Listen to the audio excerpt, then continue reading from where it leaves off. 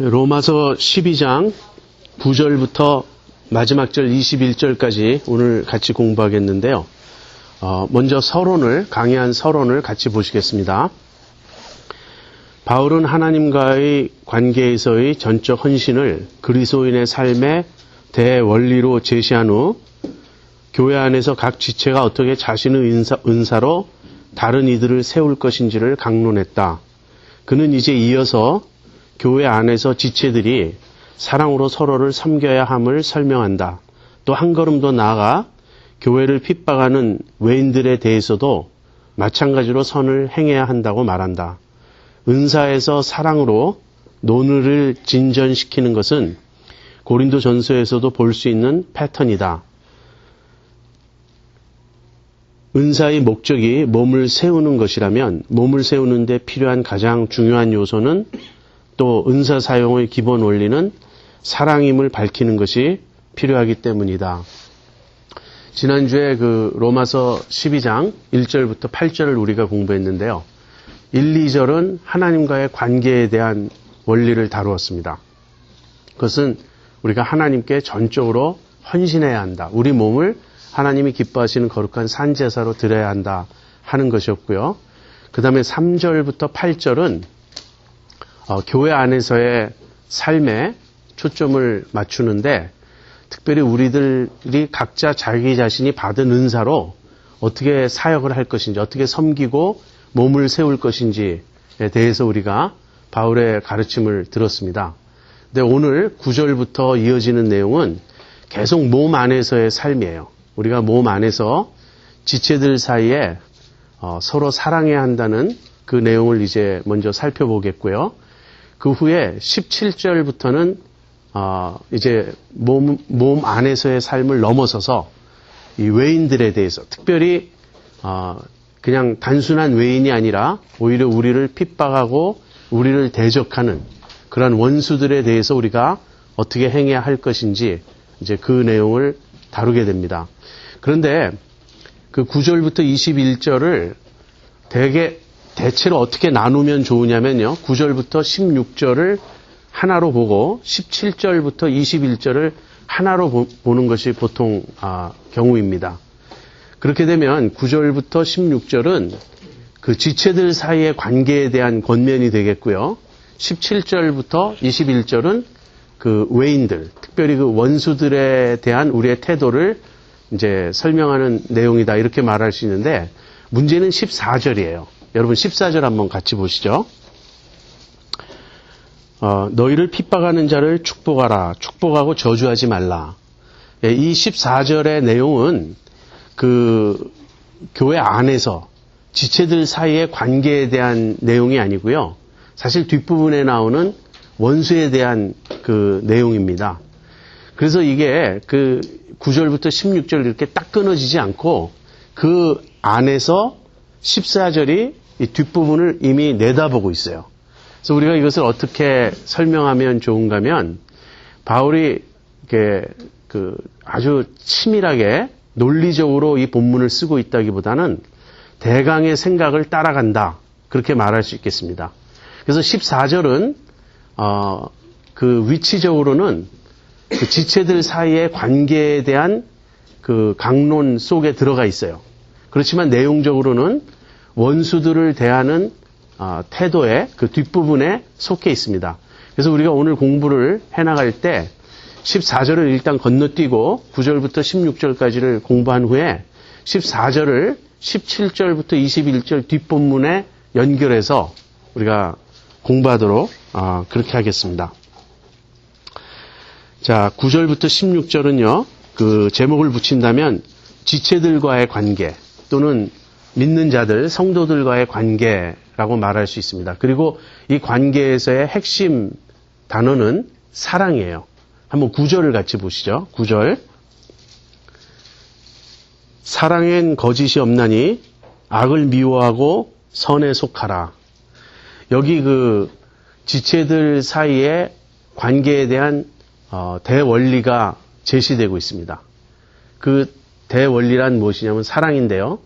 그렇다면 사랑은 무엇인가? 거기에 대해서 바울은 서론적으로 두 가지를 이 구절에서 말하고 있어요. 첫째, 사랑은 진실해야 한다 하는 것이고요. 두 번째, 사랑은 악을 미워하고 선에 속하는 것이다 하는 이 두 가지입니다. 사랑은 진실해야 한다. 예. 여기서 진실해야 한다. 영어로는 sincere 그렇게 되어 있습니다. Love must be sincere. 그러니까 사랑은 진지해야 한다. 근데 이 sincere하다, 진실하다 하는 이 단어는요, 위선적이지 않다, 거짓이 없다, 이제 그런 뜻이에요. 그래서 제일 먼저 강조되고 있는 것은 사랑의 진실성입니다. 왜 이런 말이 나오는 것일까요? 당연히 우리는 진실해야 한다는 것을 당연시 여기는데 굳이 참 사랑은 진실해야 한다 하는 이 당연한 이야기를 왜 하는 것일까요? 겉으로 사랑인 것처럼 보여도 그 내면에 진정한 사랑이 아닐 수 있기 때문에 그렇습니다. 여러분, 고린도전서 13장이 사랑으로 유명하죠. 사랑장으로. 근데 그 사랑장 앞부분을 읽을 때 조금 의아하신 적이 없었습니까? 거기 이런 말이 나와요. 내가 내 몸을 불사르게 내어준다 할지라도 사랑이 없으면 아무것도 아니다.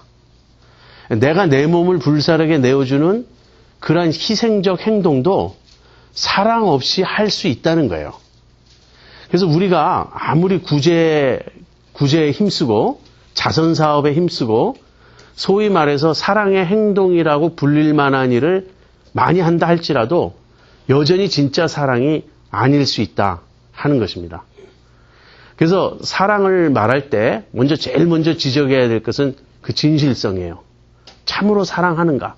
사실 모든 덕목이 그렇습니다. 사랑뿐 아니라 그 성경에서 강조하는 모든 덕목이 그 중심에 진실한가 그렇지 않은가가 가장 핵심적인 요소가 돼요.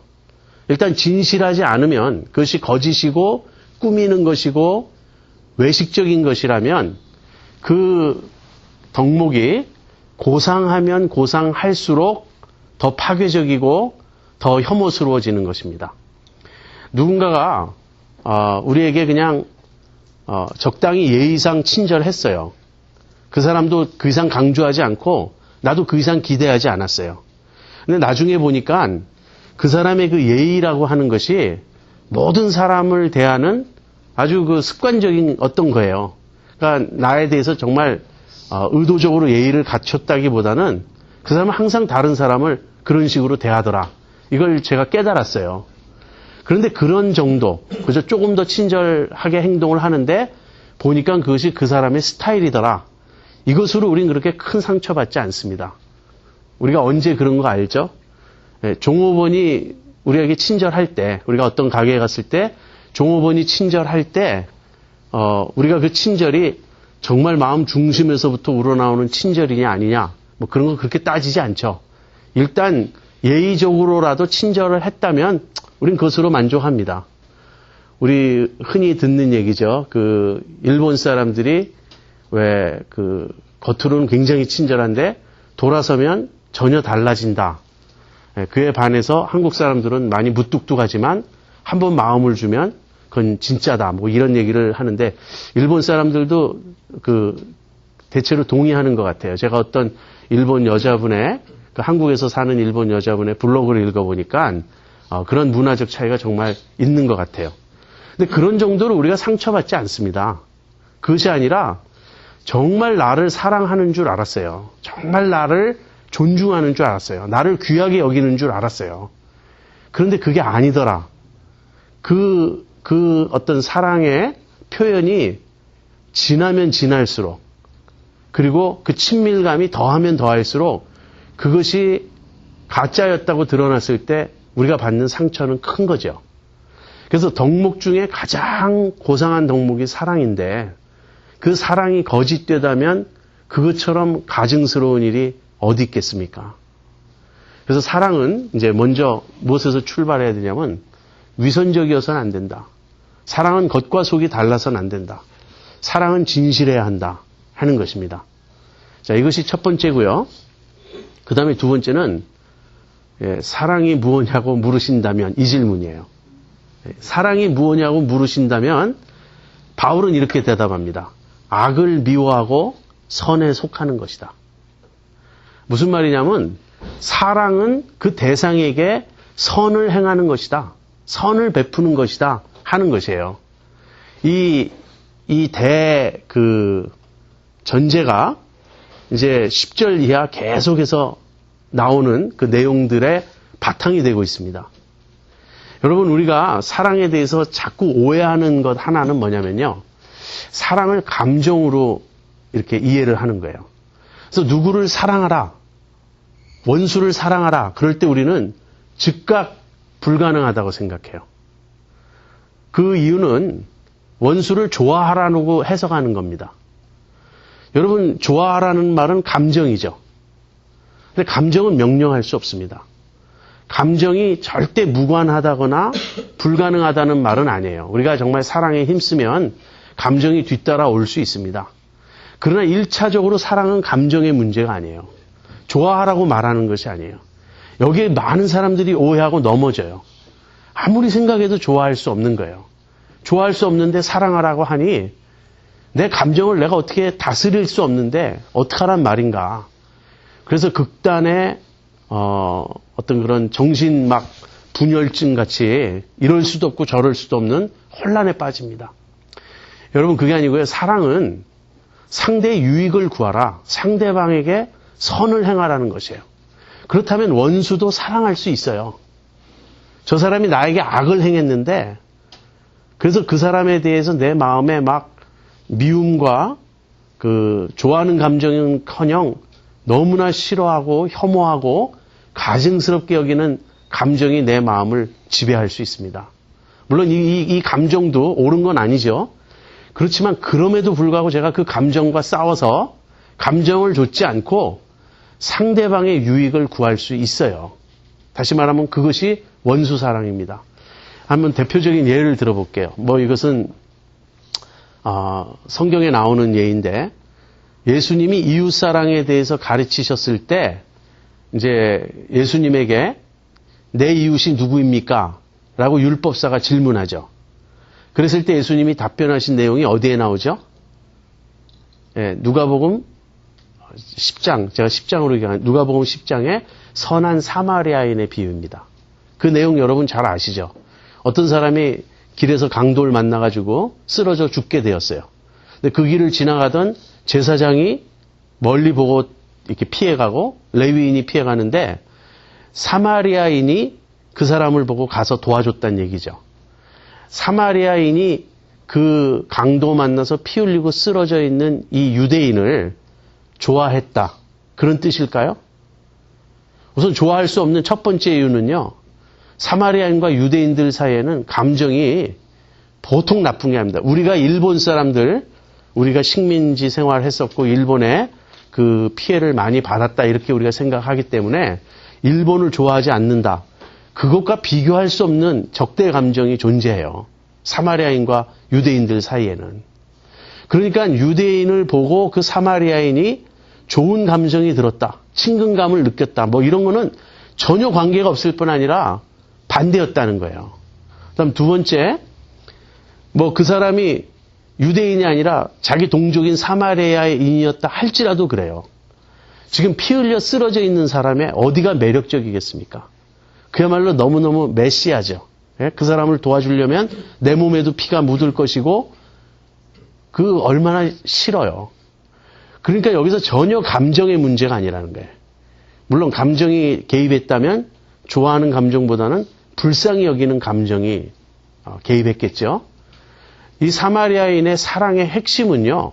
그 사람을 도와줬다는 거예요. 강도 만나서 쓰러진 자를 불쌍히 여기고 그냥 지나치지 않고 도와주었다. 다시 말하면 그 유대인에게 사랑을 베풀었다 하는 것입니다. 또는 선을 베풀었다 하는 것입니다. 사랑은 선을 행하는 것입니다. 그리고 사랑이 감정의 차원이 아니라 이런 의지의 차원이며 악을 미워하고 선에 속한다는 이 점은 우리들이 또 생각해 봐야 될 측면이 있는데요. 자식을 그릇되게 사랑한다고 하는 소위 부모들의 모습이에요.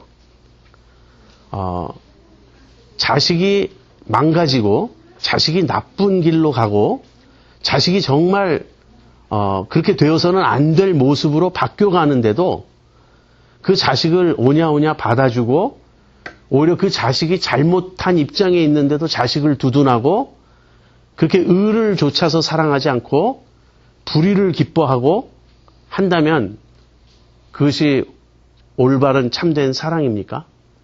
사랑은 악을 미워하는 거예요. 정말 진짜 사랑은 악을 미워하는 겁니다. 그래서 이제 이 뒤에 쭉 나열될 내용들은 무엇이냐면 전부 구체적으로 사랑이 어떻게 그 모습을 드러내는가 하는 것이에요. 여기서는 감정의 문제가 아니고요. 전부 행동의 문제고 자세의 문제고 상대방의 유익을 구하는 그런 문제입니다.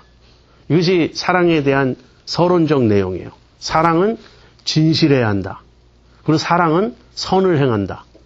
그래서 제가 여기까지 적다 보니까 진선미가 탁 떠오르더라고요. 그 헬라 철학에서는 인간의 그 최고의 덕목을 진선미로 이렇게 설명하지 않습니까? 근데 저는 이제 우리 하나님이 진선미시다. 저는 그렇게 믿는 사람입니다. 하나님에게만 진리가 있고 하나님에게만 선이 있고 그 하나님의 진실하심과 선하심은 가장 아름답다. 그렇게 생각해요.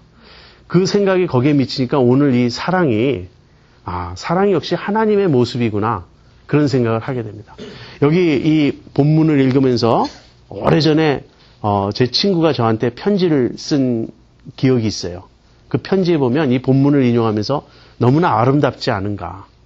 그냥 이 본문을 읽기만 해도 마음에 감동이 오지 않는가. 근데 이제 우리말 성경보다 조금 번역을 시적으로 해야 됩니다. 사랑엔 거짓이 없습니다. 이런 식으로 사랑엔 거짓이 없나니 이거보다는 사랑엔 거짓이 없습니다. 악을 미워하고 선에 속하십시오. 뭐 이렇게 그 번역을 잘하니까요. 굉장히 시적이고 아름답더라고요. 사랑은 진실합니다. 그리고 사랑은 선합니다. 그래서 사랑은 아름답습니다. 요 세 번째는 제가 덧붙인 말이에요. 자, 그럼 구체적으로 사랑이 뭐냐? 이제 더 구체적으로 들어가 볼 텐데요.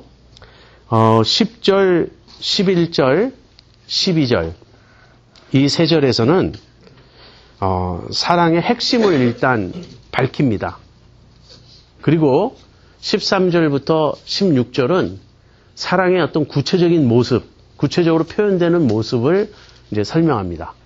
그 사랑의 핵심적인 모습이 무엇인가? 10절 보죠. 형제를 사랑하여 서로 우애하고 존경하기를 서로 먼저 하며 부지런하여 게으르지 말고 열심을 품고 주를 섬기라.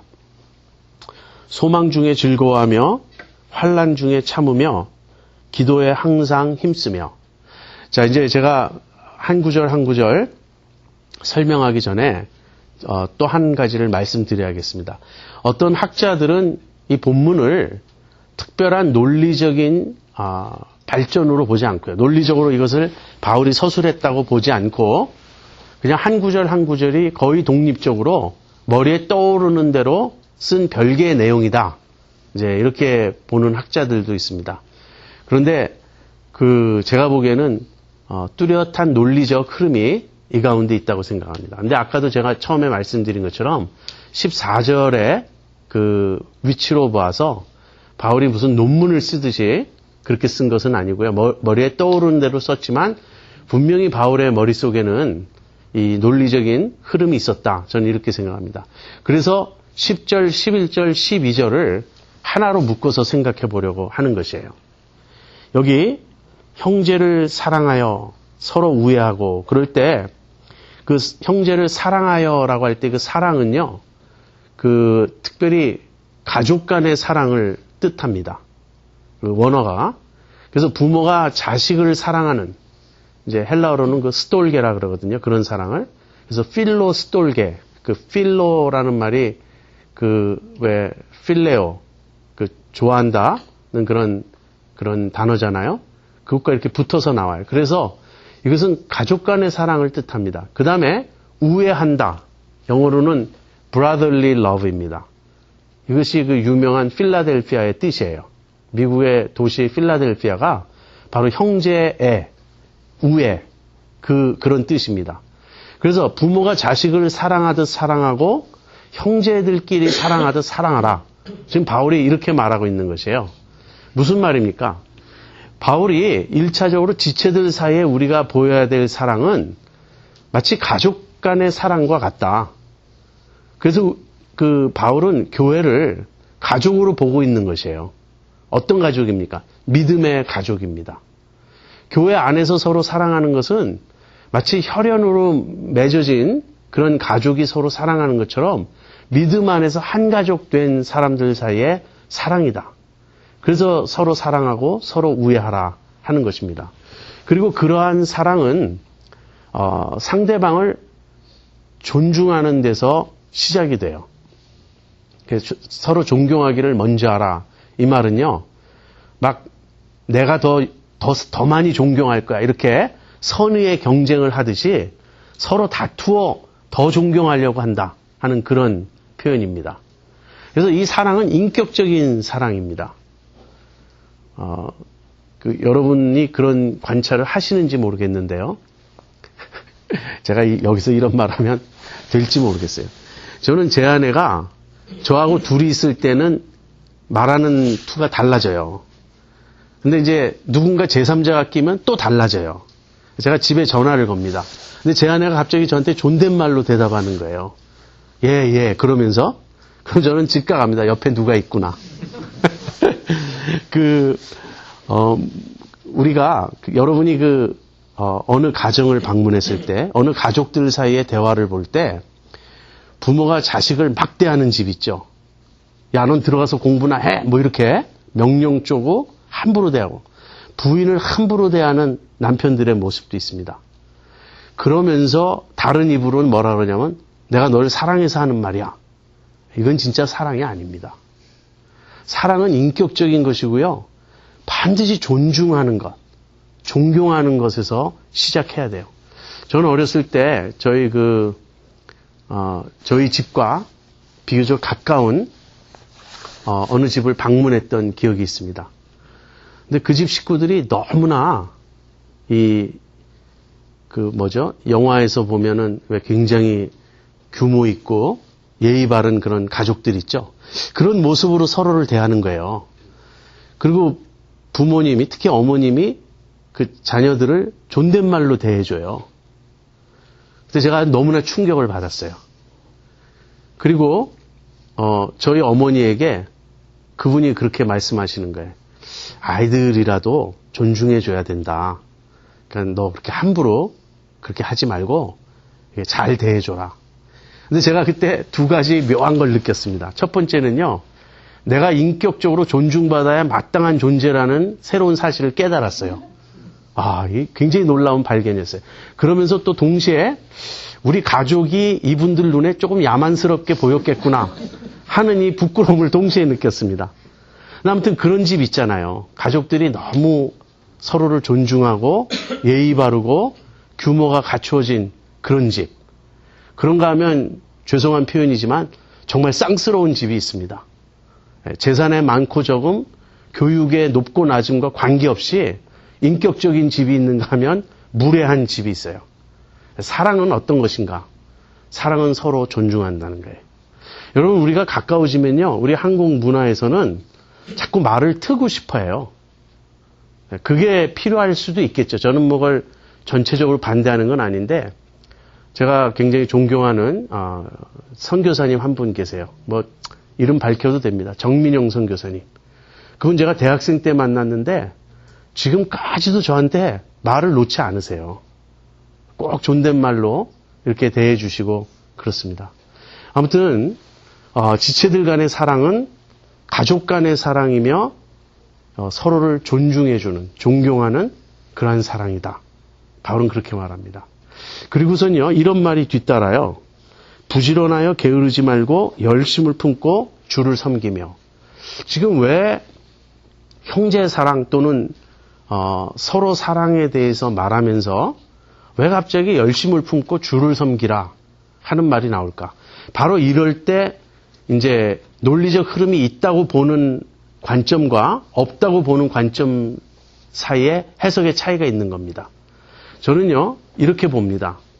거기에 우리가 이제 그렇게 사랑해야 되는데 우리의 문제는 뭐냐면요. 시간이 지나감에 따라 사랑이 자꾸 식는다는 거예요. 처음에는 우리가 사랑하려고 막 이렇게 노력을 하는데 우리의 사랑은 금방 매너리즘에 빠지고요. 금방 형식적이 되고 그 다음엔 사랑을 이렇게 잘 못하게 되죠. 오래 지속이 안 되죠. 그래서 여기서 게으르지 말고 그렇게 마음이 풀어지고 나태해지지 말고 열심을 품고, 여기서 열심을 품으란 말은요, 인간적인 열정을 말하는 게 아니고 성령에 의해 불타오르는 마음을 가지라. 계속적으로 성령의 충만을 받으라. 그리고 주를 섬기라. 무슨 말입니까? 우리들이 주님을 섬기는 그 자세를 갖출 때 비로소 형제사랑, 이 지체사랑을 할 수 있다는 거예요. 그래서 지체사랑의 그 밑바닥에 뭐가 깔려 있냐면요, 주님을 섬기는 그 태도가 포함되어 있는 겁니다. 우리가 누굴 사랑하려고 할 때 내가 사랑하려고 하면은 금방 짜증나요. 금방 실증나고 얼마 안 가서 우리 스스로 깨닫죠. 아, 나는 그렇게 사랑이 많은 사람이 아니야. 주님은 너무나 잘 알고 계십니다. 그 사실을. 그래서 주님은 우리에게 이렇게 말씀하시는 거예요. 네가 나 대신 좀 사랑해다오. 네가 나 대신 사랑해다오. 그러니까 우리가 주님을 섬긴다면, 주님을 사랑한다면 주님이 우리에게 맡기셨기 때문에 사랑하는 거예요. 이 사람을. 제가 자꾸 저희 집안 얘기해서 참 죄송하긴 한데요. 얘가 그것밖에 없어서 또 말씀드립니다. 제가 결혼할 때 이렇게 엄청난 말을 했어요. 뭐냐? 제 아내는 하나님의 딸입니다. 그렇다면 제 장인어른이 하나님이신데 하나님을 보아 어떻게 제 아내를 함부로 대할 수 있겠습니까? 인간적으로 그렇잖아요. 그죠? 말은 그렇게 거창하게 했는데 그 이후로 전혀 실행을 못했습니다. 그러나 원리는 살아있다고요. 원리는 뭐냐면 우리가 서로 사랑하는 것은 주님을 섬기는 그 길이에요. 주님을 섬기기 위해서, 주님을 섬기기 때문에 우리가 서로 사랑한다 하는 것입니다. 그리고 그 다음 절 12절에 소망 중에 즐거워하며 환난 중에 참으며 기도에 항상 힘쓰며. 근데 이제 우리의 신앙생활, 이제 사랑은 주님에 대한 신앙에서 나와야 되는데 또 주님에 대한 신앙은 이 세상을 살아가면서 위협받고 흔들릴 때가 많이 있습니다. 그래서 우리는 여기가 전부가 아닌 걸 알고요. 소망으로 신앙생활을 해야 돼요. 때때로 우리는 그 외적인 환난과 어려움에도 부딪혀서 우리의 신앙이 흔들리고 믿음의 시험을 경험하기도 하지만요. 또 때때로는 우리들 자신이 너무나 한심하게 느껴져서 신앙생활 포기하고 싶을 때가 있어요. 내가 예수 믿은 지 지금 몇 년째인데 사실은 어떤 사람들은 평생 믿었거든요.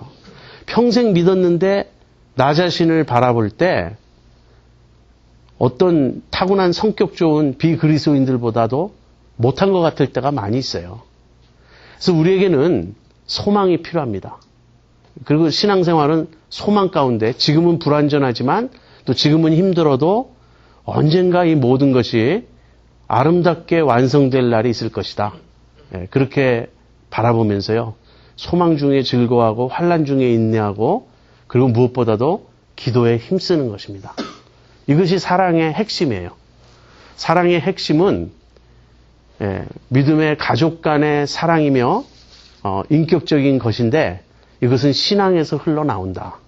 주님을 섬기는 거기서 시작되고요. 그러한 신앙은 지금은 불완전한 상황을 지나더라도 소망 가운데 우리가 인내하며 기도하며 지켜야 하는 것이다. 그렇게 이제 논리적으로 우리가 생각해 볼 수 있습니다. 자, 그 다음에 13절부터 16절은 그렇다면 이 지체 사랑, 형제 사랑이 구체적으로 드러나는 모습은 어떤 것인가? 그 내용이에요. 13절 보시죠.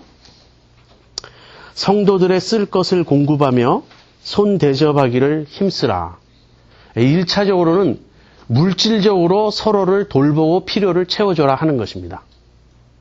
아무리 사랑한다 고백하고 내 마음이 뜨겁다 뭐 눈물을 흘리면서 우리가 그렇게 말해도 실제 아주 down to earth예요. 정말 현실적이고 실제적으로 상대방의 필요를 채워줘야 합니다. 성도들의 쓸 것을 공급하라. 이 말은 지체들끼리 서로 돌아보아서요. 어려움에 처한 사람들, 물질의 필요가 있는 사람들은 우리가 도와주는 것입니다. 그 다음에 여기 손 대접하기를 힘쓰라. 이 말은 영어로는 hospitality라 그러죠. 그리고 우리말로는 환대 그렇게 보통 번역하는데요. 환대라는 말이 잘 쓰이지 않기 때문에 그냥 손 대접하기를 힘쓰라. 이게 참 좋은 번역입니다. 근데 이게 무슨 말이죠? 여기 성도들의 쓸 것을 공급하면은 우리가 함께 모여있는 지체들 사이에서의 모습이에요. 우리가 한 곳에서 같이 신앙생활 할 때 서로서로의 필요를 보게 되니까 그것을 돕습니다. 성경에는 그런 예가 나오죠. 예루살렘에 오순절에 성령 강림이 있은 후 예루살렘에 교회가 탄생하고 그 교회가 정말 자기 물건 자기 것이라고 주장하지 않고 서로 함께 나누고 쓰고 그런 일이 있었죠. 근데 이 손대접은 누구를 대상으로 하냐면요. 우리가 같이 사는 그 믿음의 가족들이 아니라 다른 지역에서 오는 믿음의 가족입니다. 다시 말하면 여행객들, 나그네들을 대접하라 하는 거예요. 왜 그런 말이 필요한가? 오늘날에는 누가 우리 지역에 올 때 우리 집이 크고 충분히 그분을 손님을 받아들일 수 있으면 우리 집에서 주무셔도 좋지만 그렇지 않으면 그냥 동네에 호텔이나 모텔이나 이런 숙소가 많으니까 숙소에서 지내셔도 되죠. 낮에는 만났다가 밤에 주무시기 전에는 숙소에 모셔다 드리면 되죠. 그런데 이 당시는 그렇지가 않았어요. 상황이. 이 당시는 일반적인 여관이라는 곳은 첫째는 굉장히 위험했습니다. 무슨 치안 그런 질서가 확립된 시대가 아니기 때문에 예를 들어서 여관에 내가 묵고 있는데 누군가 나를 강도질했다. 나에게 그냥 칼을 들이밀면서 내 돈을 빼앗았다. 심지어는 목숨도 빼앗을 수 있고요. 상해를 할 수 있죠, 나를.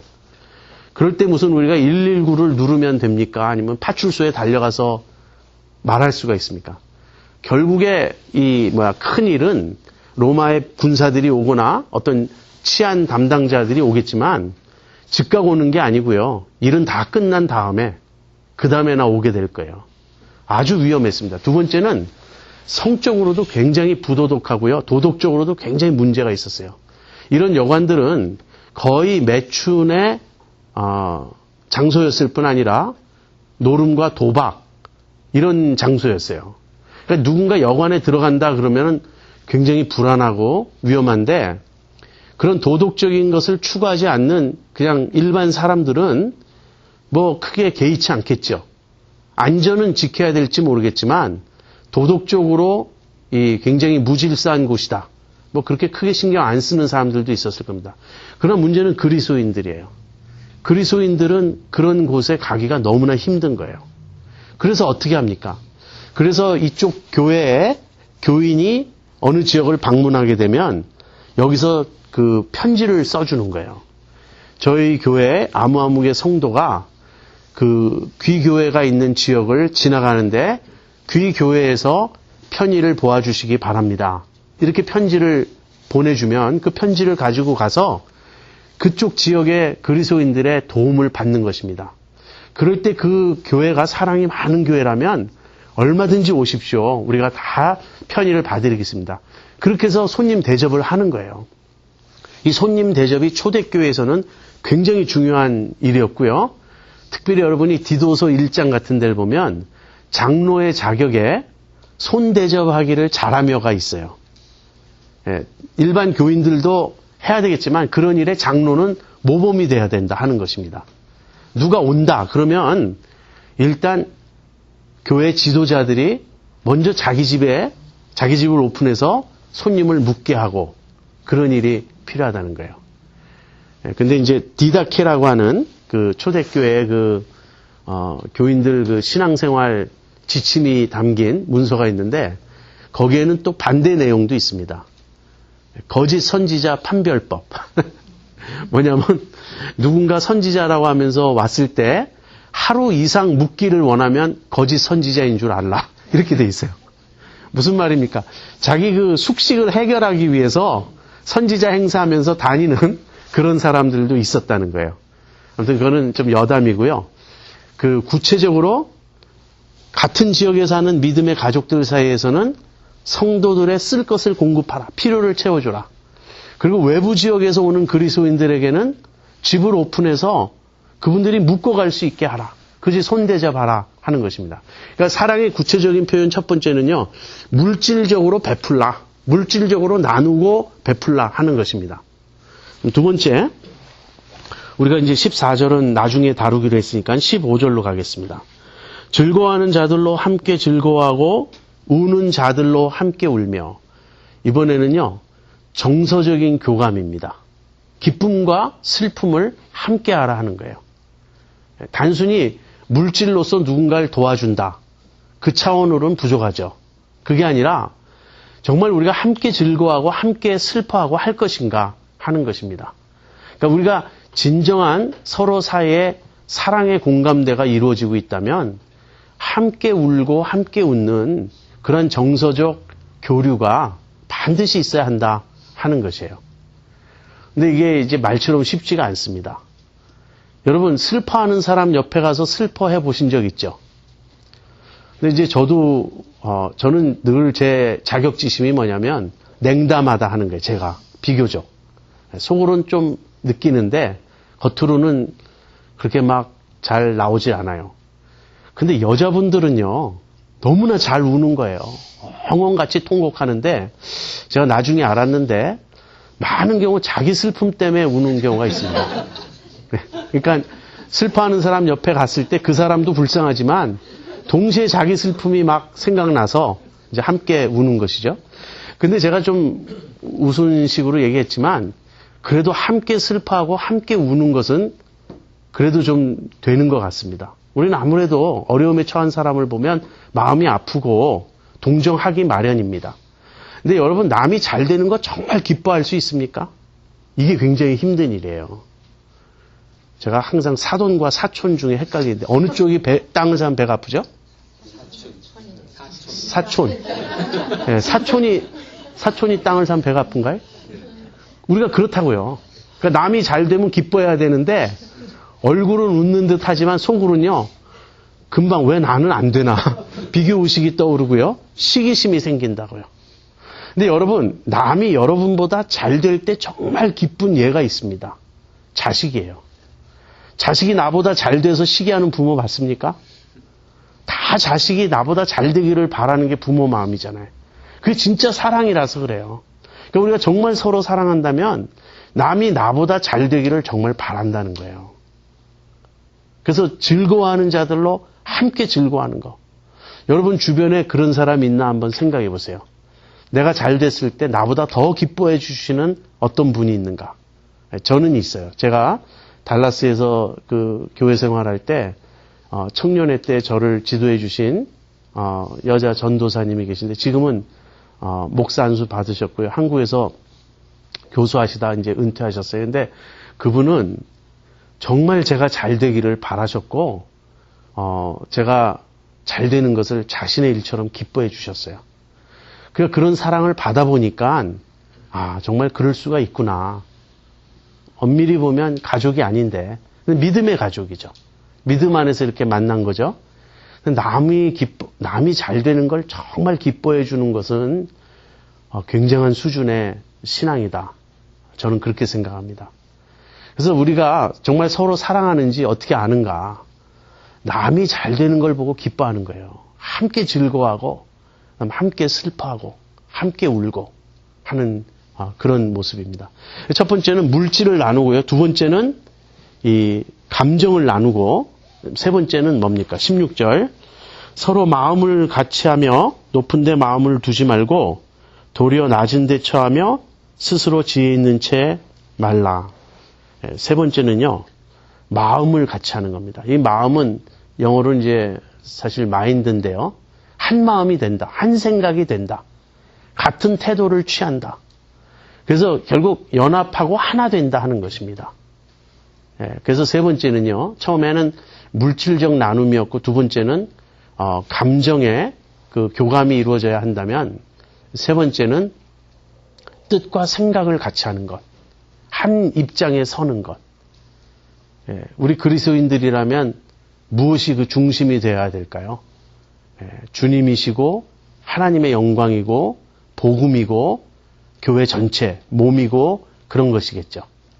내 생각을 주장하고 나 잘났다고 나서지 않고 그래서 연합의 핵심은 어디에 있냐면요. 겸손에 있습니다. 남을 나보다 낮게 여기는 거예요. 나는 기꺼이 낮은데 처하는 것입니다. 그렇게 서로가 자기 자신을 각자 낮추면서 이제 마음을 같이 하려고 할 때 그럴 때 우리가 참 사랑을 우리 안에서 이룰 수 있고 맛볼 수 있습니다. 제가 이제 저희 교회의 비전이 서로 사랑하는 교회거든요. 말씀과 사랑. 늘 그 두 가지 강조하잖아요.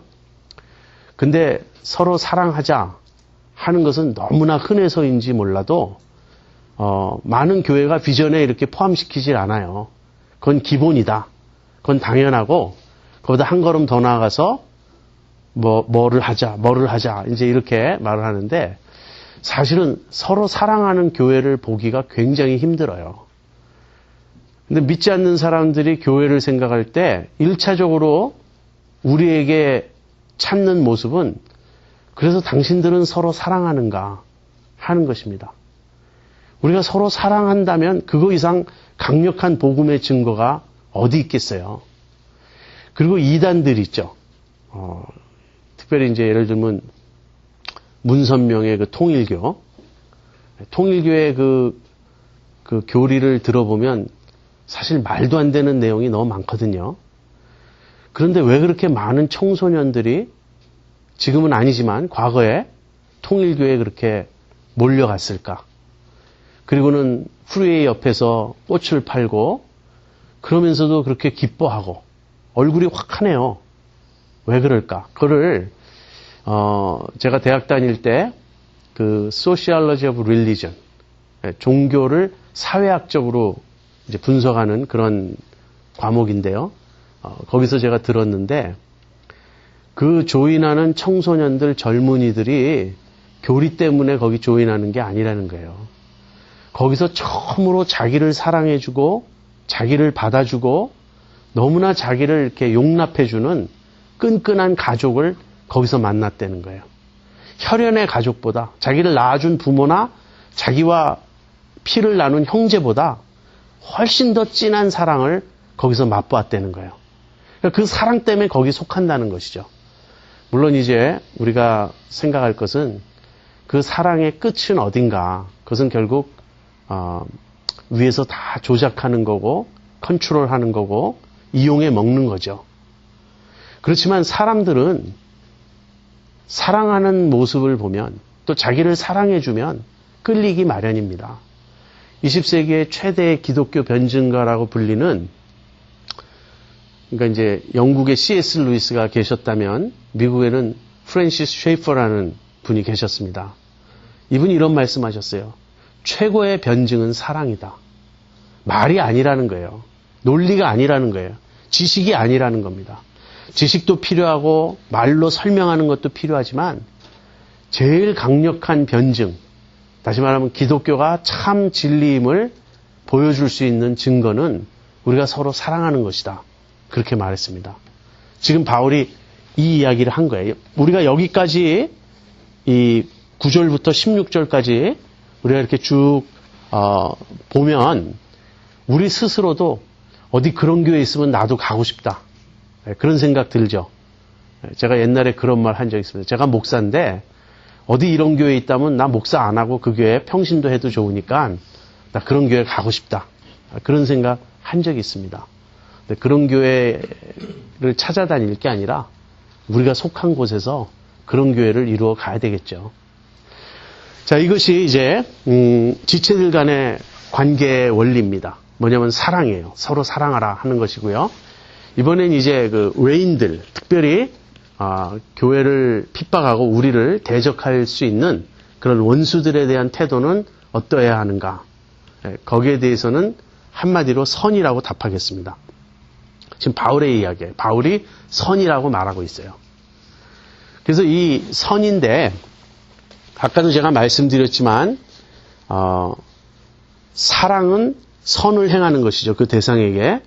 그래서 이 선이 원수들을 대할 때 선을 베풀라 하는 이 선이 지체들 사이의 사랑과 다른 게 아니에요. 결국 지체들 사이의 관계에도 사랑이 핵심이고 그 지체를 넘어선 이 원수들에게까지도 사랑이 핵심입니다. 그런데 왜 바울은 여기서 원수를 사랑하라는 원수 사랑의 표현을 사실 쓰지 않아요. 산상수훈에 보면요. 주님은 원수를 사랑하라고 말씀하셨어요. 그런데 왜 바울은 여기서 원수에 대해서는 사랑이란 단어를 쓰지 않고 계속 선을 행하라, 선으로 악을 이기라 이렇게 말하냐면 원수들과 우리의 관계는 서로 사랑하는 관계가 될 수 없기 때문에 그렇습니다. 이건 일방적인 것이에요. 우리가 선을 베풀어야 한다는 거예요. 그래서 여기서는 사랑이라는 말이 등장하지 않고 선을 행한다, 선을 베풀라 이렇게 표현되지만 사실은 같은 겁니다. 선이 사랑이고 사랑이 선이에요. 무슨 말인지 여러분 아시겠죠?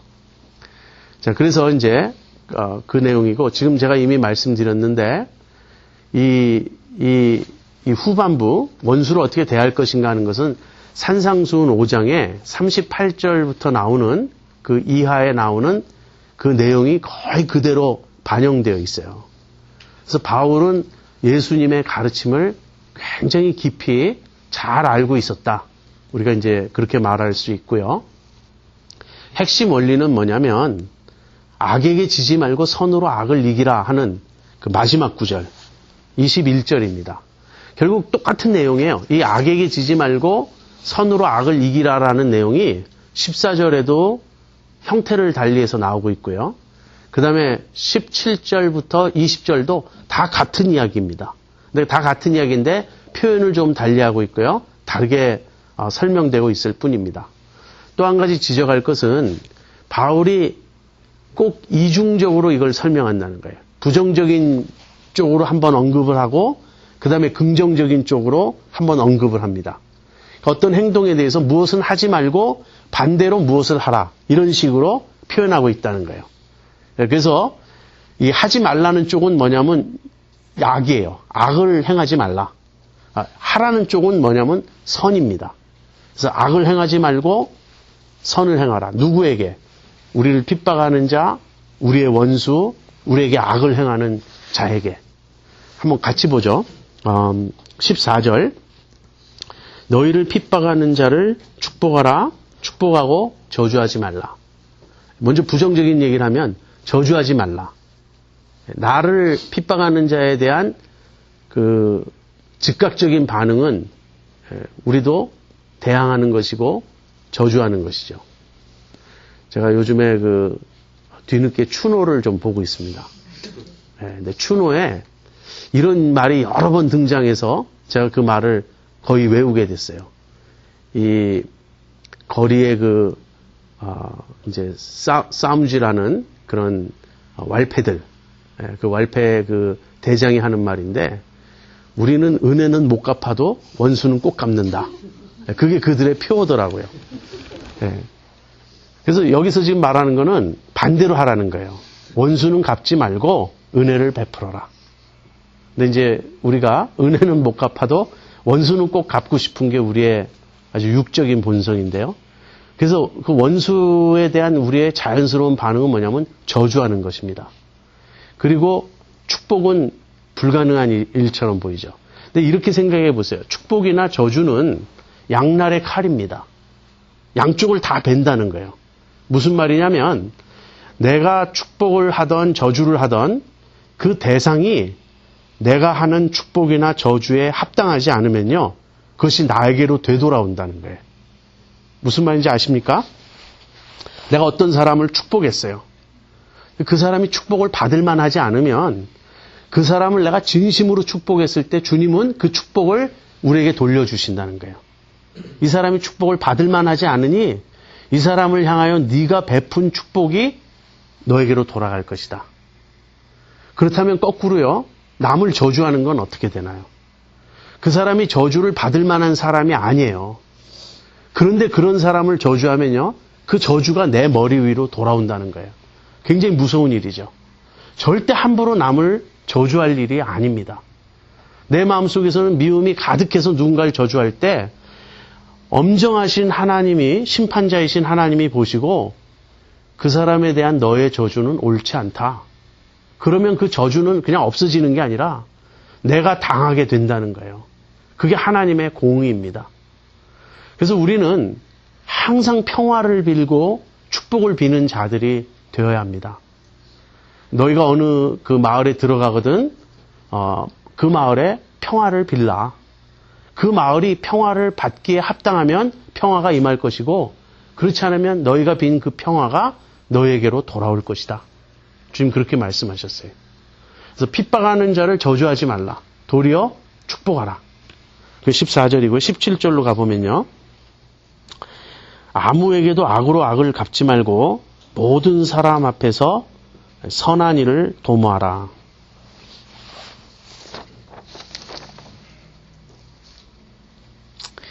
예, 이 말은 이제 뒤에 가서 악에게 지지 말고 선으로 악을 이기라. 그것과 이제 같은 것인데요. 예, 그때 좀 더 설명하기로 하고요. 그래서 이제 할 수 있거든 너희로서는 모든 사람으로 더불어 평화하라. 이 말은 제가 보니까 이 강의 안에 조금 누락된 내용들이 있네요. 미처 다 쓰지 못했는데 우리의 기본 자세는 평화입니다. 평화를 추구하는 것인데 여기 왜 할 수 있거든 이란 말이 나올까요?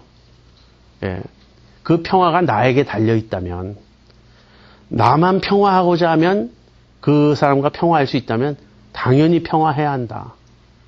그런데 그 사람이 내가 추구하는 평화에 동의하지 않으면 그건 사실 나에게 책임이 없습니다.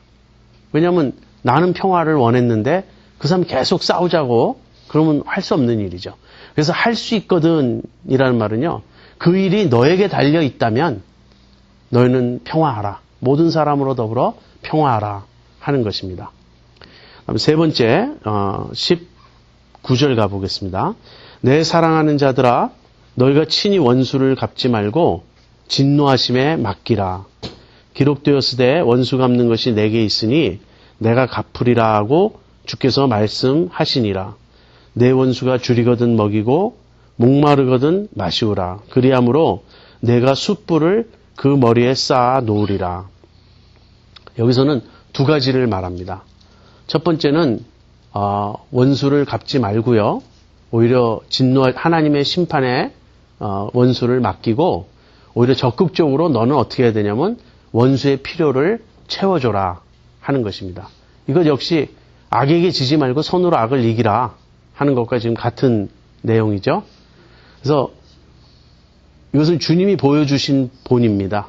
주님이 여러분 베드로전서 2장 21절 이하를 보시면 거기에 잘 나와요. 주님이 욕을 받으시되 위협하지 아니하시고 아무튼 공의로 심판하시는 하나님께 모든 것을 맡기셨다 하는 그 얘기가 나옵니다. 그래서 우리는 이 점을 분명히 아셔야 돼요. 악을 무시하고 악이 없는 것처럼 행하라는 말이 아니에요. 나에게 어떤 사람이 악을 행했습니다. 그 악을 내가 악으로 갚지 않는 것이지 그 사람에게 가서 괜찮다. 그건 악이 아니다. 이렇게 말해주는 것이 우리의 태도는 아닙니다. 악은 악이에요. 그리고 악이 무서운 이유는요. 하나님의 심판이 있기 때문입니다.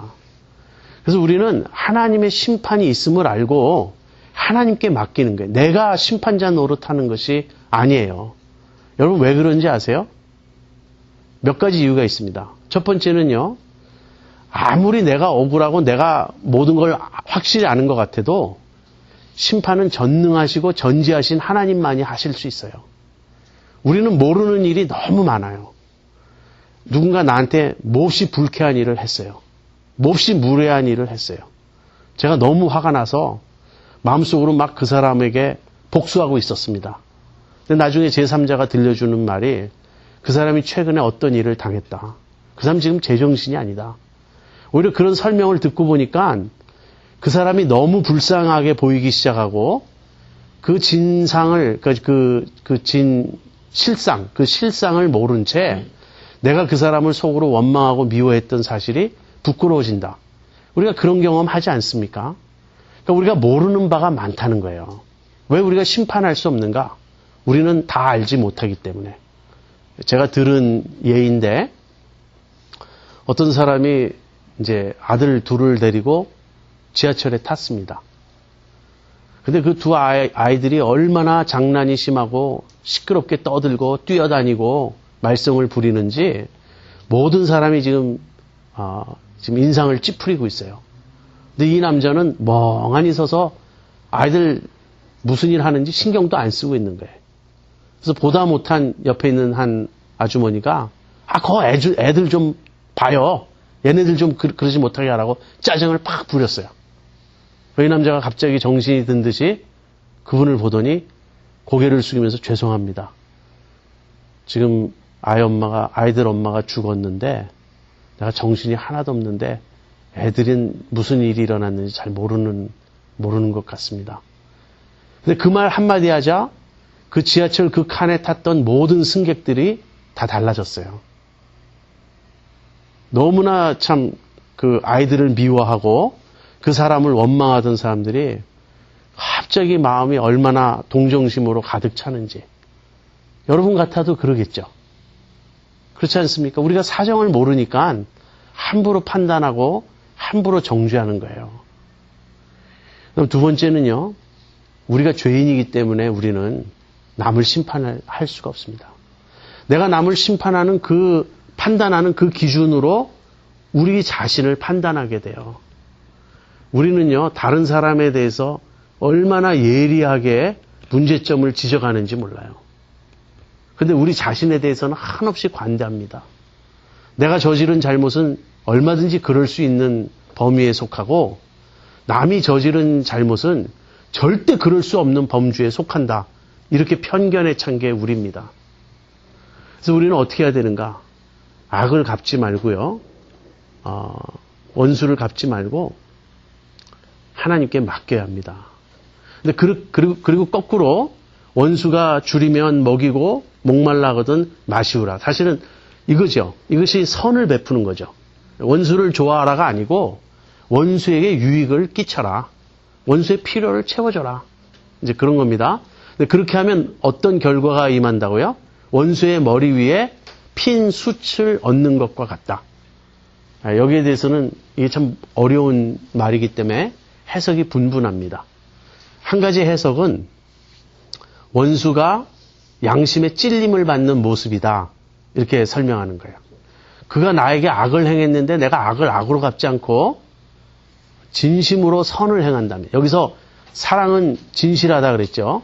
그러니까 막 억지로 하는 게 아니고 진심으로 그 사람의 선을 추구하고 그 사람에게 도움을 베풀고 하면 그 사람이 양심의 가책을 느낀다. 그 양심의 가책을 느끼는 모습을 핀 숯을 그 머리에 올려놓는 것으로 묘사하고 있다 하는 것이 하나의 해석입니다. 근데 이게 이제 논리적으로는 맞아요. 바울이 그렇게 말하는 것일 것 같아요. 그런데 이제 핀 숯이라는 말이 성경에서 쓰이는 용례는 언제나 하나님의 심판 쪽이 맞다는 그런 해석이 있어요. 그래서 오히려 원수가 나에게 악을 행하지만 내가 원수에게 선을 행하면 그 원수가 받을 심판이 더 커진다. 이런 뜻이 되거든요. 근데 그렇게 되면 또 우리가 원수를 배나 갚기 위해서 내가 직접 갚으면 내가 한 대 때리면 힘이 약하니까 별로 안 아플 텐데 힘 세신 하나님이 때리면 더 아플 테니까 그걸 바라고 물론 그런 뜻은 아니죠. 절대로 그럴 수는 없죠. 그래서 저는 전자가 맞는 해석이라고 생각합니다. 내가 원수는 나에게 악을 행해도 나는 선으로 갚으면 그것은 그 사람이 양심에 찔림을 받아 회개하게 될 것이다. 이게 맞는 해석 같아요. 그래서 마지막으로 악에게 지지 말고 선으로 악을 이기라. 이게 종합적인 결론이죠. 근데 여러분 여기 굉장히 중요한 점이 있습니다. 우리가 악을 악으로 갚을 때 우리가 악에 빠지게 돼요. 그렇지 않습니까? 누군가 나를 몹시 괴롭혔어요. 부당하게 나한테 막 해를 끼치고 무례하게 행하고 그러면 그 사람에 대한 미움과 보복심으로 내 마음이 들끓게 됩니다. 그런데 그 미움과 보복심이 또한 악이에요. 그래서 누군가 행한 악에 대해서 내가 악으로 응징하려고 할 때 나도 악에 빠지는 거예요. 저는 사실 제 자신을 볼 때 그런 일이 참 많아요. 예, 흥분하기 잘하는 저는 영화를 보면서도 분을 못 이게 하고요. 그렇게 악당들이 많더라고요. 그 악당들을 보면 정말 미워가지고 왜 제가 드라마를 끝까지 보느냐. 그 악당들이 망하는 모습을 보기 위해서 끝까지 봐요. 예, 절대 여기서 이렇게 주인공이 너무 억울한 일 당하고 슬픈 일 당하고 끝나면 그 지어낸 이야기일 테이지만 제가 견딜 수가 없어요. 분통이 나서. 제 속에 복수심으로 막 부글부글 끓어요. 근데 왜 이런 주님의 심정과 다른 이 복수심이 내 안에 이렇게 많아졌나 보니까 복수를 주제로 한 영화를 너무 많이 본 것 같아요. 여러분 안 그러십니까? 여러분은 다 도통하셨습니까? 저는 그래요. 그래서 우리가 혈과 육에 대한 싸움이 아니죠. 그러니까 어떤 사람이 악을 행하면 뭘 보냐면요. 지금 그 사람도 피해자예요. 어떤 의미에서? 사탄의 도구가 되고 있다는 의미에서. 그래서 지금은 아직은 이 세상에서는요. 회개할 수 있어요. 물론 성경의 끊임없는 경고는 무엇이냐면 누군가 악에 지나치게 빠져가면 point of no return이에요. 돌아올 수 없는 어떤 지점이 있다. 어떤 사람이 너무나 하나님을 거역하고 대적하고 마음이 강팍해지면 성령의 그 역사를 끝까지 부인하면 그때는 돌이킬 수 없는 그런 상태에 빠지게 됩니다. 그래서 제일 무서운 건 악이에요. 악 자체예요. 악을 행하는 자체가 가장 큰 심판입니다. 악을 행하기 때문에 그 뒤로 어떤 벌을 받는다는 것도 있지만 하나님이 궁극적으로 네가 선이 아닌 악을 택한다면 악으로 가라. 악의 길로 가라. 이렇게 버리시는 것이 가장 큰 심판이요. 가장 무서운 일입니다. 그래서 주님은 우리를 사랑하시기 때문에 너희가 악에 빠지지 않기를 원한다. 너희는 선의 자녀들이 되어라. 그렇게 말씀하시는 겁니다. 주기도문에 우리를 시험에 들게 하지 마옵시고 다만 악에서 구하옵소서. 그거를 많은 학자들이요. 다만 악한 자에게서 건지시옵소서. 그러니까 deliver us from the evil one. 그렇게 말합니다. 그렇다면 사탄이죠. 사탄의 손에서. 물론 그렇게도 볼 수 있지만 제가 보기에는 악 자체가 더 큰 문제예요. 악에 빠진다. 우리가 결국은 악에 함몰되는 것. 악에 빠진 사람에게는 하나님이 더 이상 함께하지 않습니다. 그래서 정말 중요한 것은요. 사람과의 갈등이 아니에요. 그 원수와의 갈등이 아니에요. 주님이 그래서 그렇게 기도하신 거예요. 아버지 저들의 죄를 용서하여 주시옵소서. 저들이 자기의 하는 바를 알지 못하나이다. 근데 이 세상에서는 기회가 있어요. 악에서 돌이킬 수 있는 기회가 있어요. 그러나 죽고 나면 어떻게 됩니까? 그때는 더 이상 악에서 돌이킬 수 없고요. 악에 완전히 사로잡히고 악에 완전히 함몰되고 말 것입니다. 그래서 우리는 악한 자들을 보면 그런 점을 다 믿는 신자들이라면 사실은 불쌍히 여겨야 됩니다. 저 사람이 저 악에서 벗어나야 하는데 저 강팍함, 저 미움, 저 그 악 거기서 벗어나야 하는데 그래서 우리는 악한 자들을 보면요. 위해서 기도해야 하는 거예요. 그래서 원수를 위해서 기도하라. 악한 자를 대적하지 말고 그들을 위해 기도하라. 지금 그렇게 말씀하셨던 겁니다. 네, 오늘 우리가 로마서 12장 9절부터 21절까지를 공부하면서 지체들과의 관계 또 원수와의 관계 두 측면을 살펴보았습니다. 사랑과 선이라고 하는 두 주제를 우리가 다루었습니다. 결론은 이것입니다. 우리 하나님이 그런 분이세요. 우리 하나님이 선인과 악인에게 똑같이 해와 비를 주시고 원수도 사랑하시는 그런 분이세요. 그리고 우리가 하나님의 아들이라면 우리도 원수까지 사랑하는 그런 사람들이 되어야 되겠습니다. 사랑은 진실하고 사랑은 악을 미워하며 선에 속한 것입니다. 우리 기도하고 마치겠습니다.